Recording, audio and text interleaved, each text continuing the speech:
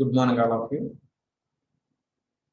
అందరూ right choice అనే ఈ వీడియో ఛానల్స్ చూస్తూ సబ్స్క్రైబ్ చేస్తూ మీ సజెషన్స్ అన్ని ఇస్తున్నందుకు అందరికి థ్యాంక్స్ చెప్తున్నాం. సో మొదటి 3 జాగ్రత్తలకు సంబంధించిన వీడియోస్ చేయడం జరిగింది. అయితే జాగ్రత్తతో పాటు రిమైనింగ్ సబ్జెక్ట్స్ కూడా చేయాలని ప్లాన్ చేస్తూ వచ్చాం. దాంట్లో భాగంగా క్వాలిటీకి సంబంధించి ఫస్ట్ వీడియోని తయారు చేయడం జరిగింది. ఈ ఫస్ట్ వీడియోలో కాన్స్టిట్యూషన్ గురించి కొన్ని కాంపిటేటివ్ బిట్స్ అనలైజ్ చేస్తూ మీకు చేద్దామని చెప్పేసి ఆలోచనతో చేయడం జరిగింది. సో వీడియోస్ చూడండి, మీ సజెషన్స్ కామెంట్ రూపంలో పెట్టండి, సబ్స్క్రైబ్ చేసుకొని మీ ఫ్రెండ్స్కి షేర్ చేసి మమ్మల్ని ఎంకరేజ్ చేస్తారని చూస్తున్నాం. థ్యాంక్ యూ అనడా. సో నవ్ ఈరోజు మనం క్లాస్ స్టార్ట్ చేసే ముందు భారతదేశం యొక్క రాజకీయ చరిత్ర మనం చూసినప్పుడు అనేకమైన మార్పులు చేతులు వచ్చాయి. అయితే ప్రారంభం నుంచి కాకుండా సబ్ టాపిక్స్ రూపంలో మీకు ఇవ్వాలనుకుంటున్నాం. సో అందులో భారత రాజ్యాంగం అనేది ఎలా రచించబడింది, భారత రాజ్యాంగం యొక్క రచనకు ఏ విధంగా ఏర్పాటు చేయబడ్డాయి అనే విషయాన్ని మీకు చెప్పడం అనేది జరుగుతూ వస్తుంది. ఎందుకంటే భారత రాజ్యాంగం అందరికీ తెలిసిందే, కాకపోతే ఇన్డెప్త్ బిట్స్ అనేవి మనకి చాలా అవసరం. కాంపిటేటివ్లో ఎప్పుడు కూడా మనకి తెలియని బిట్టే మనకి ఇవ్వడానికి ఇష్టపడతారు. సో వాటన్నిటిని కూడా సమరైజ్ చేస్తూ మీకు ఇవి అందించడానికి మేము ప్రయత్నం చేస్తున్నాం.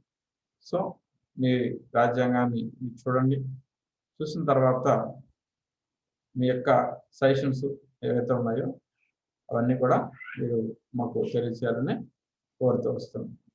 సో ఇక్కడ మనం చూసుకున్నట్లయితే మొట్టమొదటిసారిగా భారత రాజ్యాంగము పార్ట్ 1. సో ఈ పార్ట్ 1లో మనం ముఖ్యంగా మనం ఏం చూస్తుందంటే భారత రాజ్యాంగానికి అసలు బేసిక్ ఏంటి, దేని ప్రాతిపదికన భారత రాజ్యాంగం ఏర్పడింది, భారత రాజ్యాంగం ఏర్పడక ముందే భారత రాజ్యాంగంలో ఏ విధమైన యాక్టివిటీస్ జరుగుతూ వచ్చాయి, ఏ విధంగా మనకు జరుగుతూ వచ్చాయి అన్నదాన్ని చూసుకుంటూ వచ్చాం. సో ఇక్కడ మనకి 2 పిక్చర్స్ మనకు కనిపిస్తున్నాయి. అదే నెంబర్ 1 ఏంటంటే ఇండియన్ కాన్స్టిట్యూషన్. సో ఇండియన్ కాన్స్టిట్యూషన్లో మనం చూసుకున్నట్లయితే భారత రాజ్యాంగం యొక్క చిత్రం మనకు కనిపించింది. రెండవదిగా భారత రాజ్యాంగం మన రాజ్యాంగ పరిషత్ యొక్క సింబల్ కూడా మనకి కనిపిస్తూ వచ్చింది. సో ఇప్పుడు భారత రాజ్యాంగం ఏర్పడక ముందు భారత రాజ్యాంగ పరిషత్ అనేది ఏర్పడింది. ఆ ఏర్పడడానికి ముఖ్యమైన కారణం ఏంటంటే 1942లో అంటే 1938 to 1945 మనకి 2వ ప్రపంచ యుద్ధం జరిగింది. 2వ ప్రపంచ యుద్ధంలో మిత్ర రాజ్యాలుగా బ్రిటన్, అమెరికా, ఫ్రాన్స్, రష్యా ఇవన్నీ కలిపి జర్మనీ, జపాన్ మీద ఆల్రెడీ తిరుగుబాటు చేయడం జరుగుతూ వచ్చింది. ఆ టైంలో భారతదేశం కూడా బ్రిటిష్ వారి తరఫున 2వ ప్రపంచ యుద్ధంలో బ్రిటిష్ వారికి సహకరిస్తే అడ్హక్ అంటే తాత్కాలిక ప్రాతిపదికన మీకు స్వతంత్రం ఇస్తాము అని ఒక రాయబారం అనేది తీసుకొచ్చారు. దాన్ని తీసుకొచ్చింది ఎవరంటే సర్ స్ట్రాఫర్డ్ క్రిప్స్. అందుకే దాన్ని క్రిప్స్ రాయబారం అని పిలుస్తారు. క్రిప్స్ రాయబారం అనే దాన్ని పిలుస్తారు. ఇక్కడ మనకి ముగ్గురు కనిపిస్తున్నారు. అందులో మధ్యలో వ్యక్తి ఆల్రెడీ ఇక్కడ మనకు కనిపిస్తున్న వ్యక్తి క్రిప్స్ అనే వ్యక్తి. ఈ క్రిప్స్ అనే వ్యక్తి క్రిప్స్ రాయబారాన్ని తీసుకొచ్చాడు. ఏంటంటే 1942 తీసుకొచ్చాడు. అని ఏం చెప్పాడంటే, మీరు మాకు 2వ ప్రపంచ యుద్ధంలో బ్రిటిష్ వారికి సహకరిస్తే మేము మీకు రాజ్యాంగ పరిషత్ ఏర్పాటు చేస్తాం. రాజ్యాంగ పరిషత్ని ఏర్పాటు చేసిన తర్వాత మీరు ఏ విధంగా అయితే మీ రాజ్యాన్ని పరిపాలించుకోవాలో దానికి సంబంధించి మీకు అన్ని రకాలైన చట్టాలు ఇవన్నీ కూడా మీకు చేయడానికి అవకాశం ఉంటుందని చెప్పడం జరిగింది.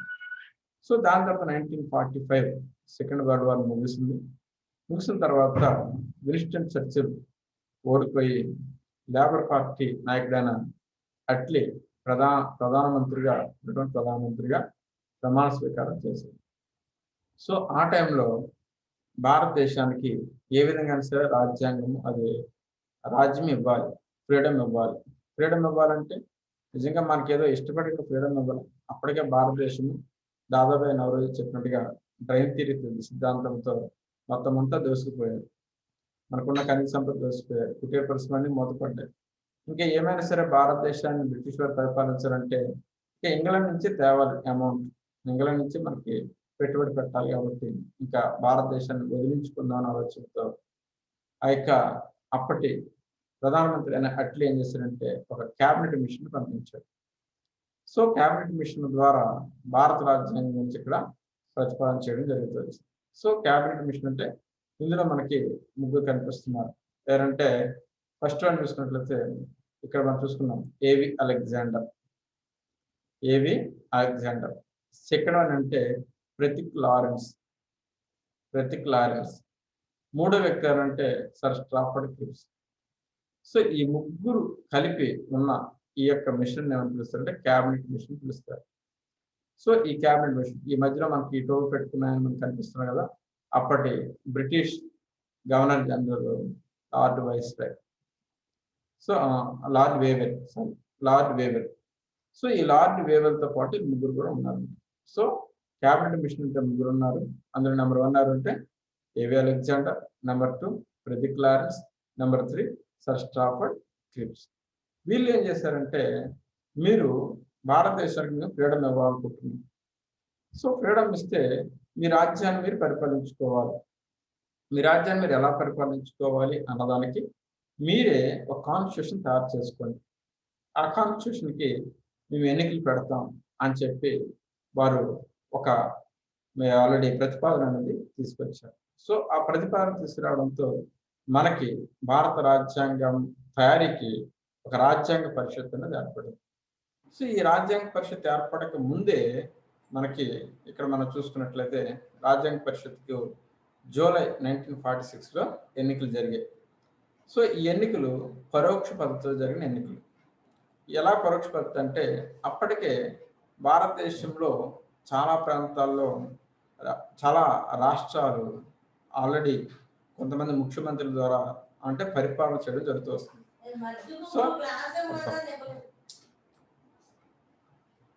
కాబట్టి పరిపాలన చేస్తున్నారు అంటే రాష్ట్ర అసెంబ్లీస్ అనే ఉన్నాయి.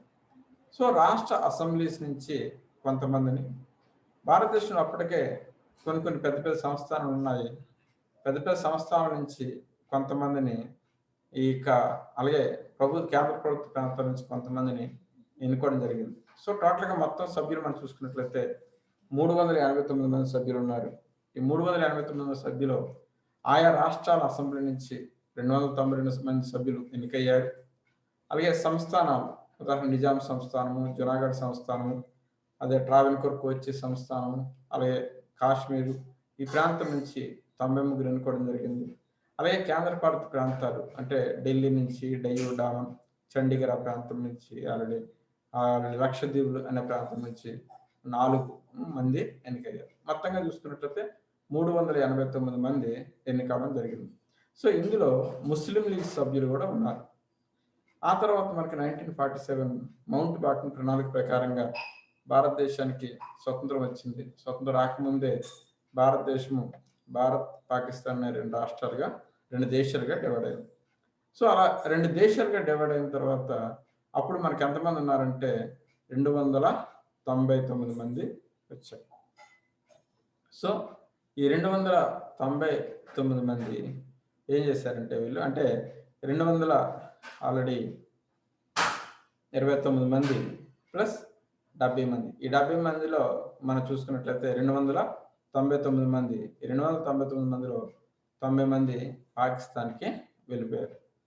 సో పాకిస్తాన్కి వెళ్ళిపోగా మిగిలిన వాళ్ళు 292 మంది. ఈ 292 మంది ఎలా వచ్చారంటే మనకి 389లో నుంచి ఈ 90 మంది తీసిస్తే మనకి 292 మంది అనేది రావడం జరిగింది. సో ఈ 292 మంది మనకి ఇక 389లో మనం చూసుకున్నట్లయితే వీళ్ళు పోగా మనకి మిగిలిన వాళ్ళు. సో ఈ మిగిలిన వాళ్ళతో మొట్టమొదటి సమావేశం గవర్నర్ జనరల్ వేవెల్ ఆధ్వర్యంలో జరిగింది. అది ఎప్పుడంటే 9/12/1994. సో రాజ్యాంగ పరిషత్ యొక్క మొట్టమొదటి సమావేశం ఎప్పుడు జరిగిందంటే 9/12/1994. అప్పటి బ్రిటిష్ గవర్నర్ జనరల్ ఎవరంటే జనరల్ వేగల్. అయితే 9/12/1946లో ప్రారంభించబడిన ఈ రాజ్యాంగ పరిషత్ మొత్తం టోటల్గా చూసుకున్నట్లయితే 11 సమావేశాలు నిర్వహించింది. ఏ ఏ సమావేశాలు ఏంటి, ఏ ఏ విషయాలు అని చెప్పారన్నది మనం తర్వాత చూసుకుంటే, ఇక్కడ మనం గమనించాల్సిన విషయం ఏంటంటే టోటల్గా అంటే ప్రారంభించబడిన మొట్టమొదటి సమావేశం నుంచి తర్వాత 11 సమావేశాలు జరిగాయి. ఈ సమావేశాలు పూర్తవగానే రాజ్యాంగం కూడా తయారైపోయింది. రాజ్యాంగం కూడా ఆమోదించడం అనేది జరిగింది. మనకు తెలుసు రాజ్యాంగం ఆమోదించబడిన తేదీ 26 నవంబర్ 1949. సో అంతవరకు కూడా ఇవి సమావేశాలు జరుగుతూ వచ్చాయి. సో ఈ సమావేశాలకి అధ్యక్షుడిగా మనం చూసుకున్నప్పుడు మొట్టమొదటిసారిగా ఆ యొక్క రాజ్యాంగ పరిషత్కి ఎన్నికైన సభ్యుల్లో సీనియర్ సభ్యుడైన డాక్టర్ సచ్చిదానంద సిన్హాను తాత్కాలిక అధ్యక్షుడిగా ఎన్నుకున్నారు.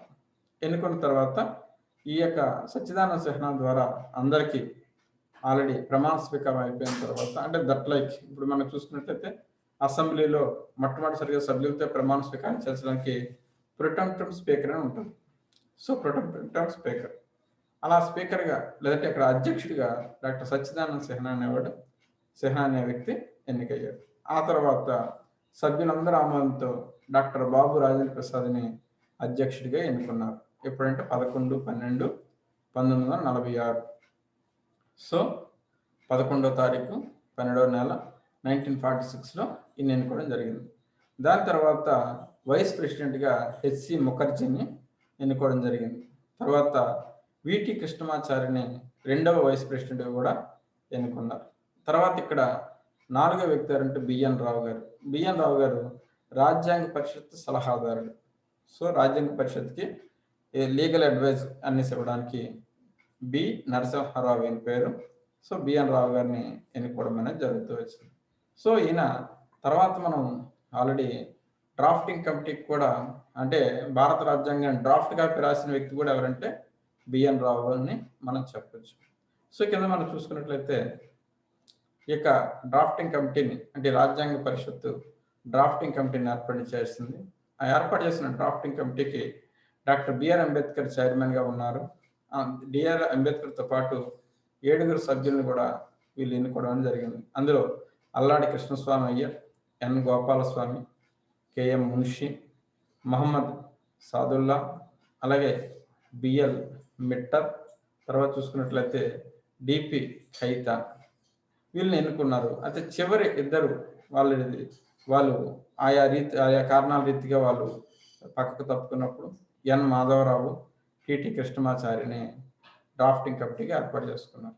సో వీళ్ళు అంటే డాక్టర్ బిఆర్ అంబేద్కర్ అధ్యక్షతన ఏర్పడిన డ్రాఫ్టింగ్ కమిటీ అంటే number 1 Alladi Krishnaswamy Iyer, number 2 Gopalaswami, number 3 KM Munshi, number 4 Muhammad Saadulla, number 6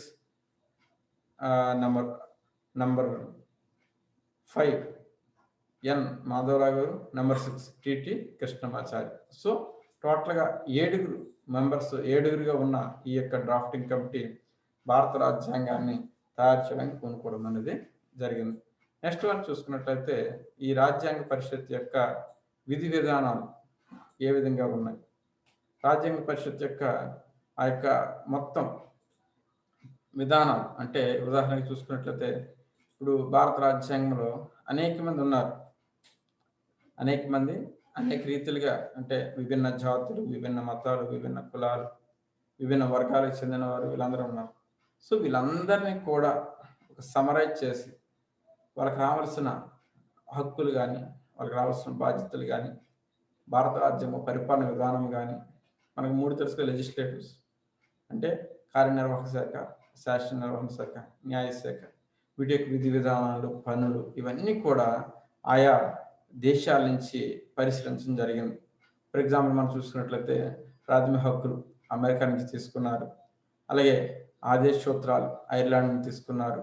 ప్రాథమిక విధులు 1978 42వ రాజ్యాంగ సవరణ ప్రకారంగా తీసుకున్నారు. ప్రాథమిక విధులు రష్యా నుంచి.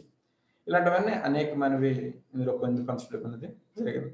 సో నెక్స్ట్ వీడియోలో మనం ఏ దేశాల నుంచి వేటిని తీసుకున్నారు, వేటి ద్వారా మనం నిర్మాణం చేయడం జరిగింది. అంతకుముందు ఈ రాజ్యాంగ పరిషత్ అనేది కొన్ని కమిటీలుగా విడిపోయింది.